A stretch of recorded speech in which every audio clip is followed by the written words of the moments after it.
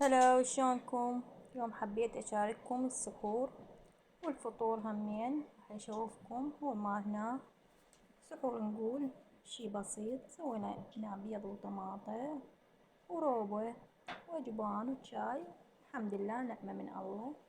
نجي تشوفون قدامكم هذا السحور. الحمد لله والشكر.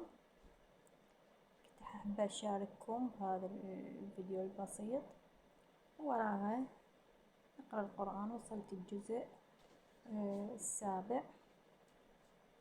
الحمد لله والشكر. السابع أو السادس وصلت السابع. إن شاء الله نختمه خير والبركة.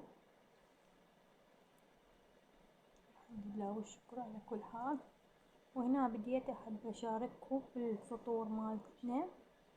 سويت الشوربة، يعني إحنا 4 نفرات والحمد لله والشكر، فشي قليل أسوي، ما أسوي هواية. هنا بانية يابسة مو خضرة، لأن الخضرة ما شاء الله الخضرة بعدها غالية توها نزلت. هنا الشوربة أنا أسويها شوربة العدس بهاي. أنقع العدس، خلي شوية مي عليه وخليه ينشف حتى ينهرس، ما أهرسه بالخلاط.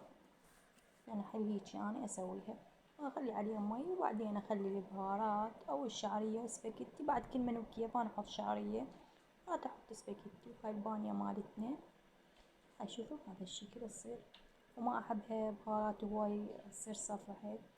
هنا عندنا تمن الباقلة، واليمين يعشق تمن الباقلة. هاي المرقة. والحمد لله والشكر. وهنا بدينا صبينا الفطور مالتنا، ونعمة من الله. لما جاي تشوفون الشوربة وبانية وتمن.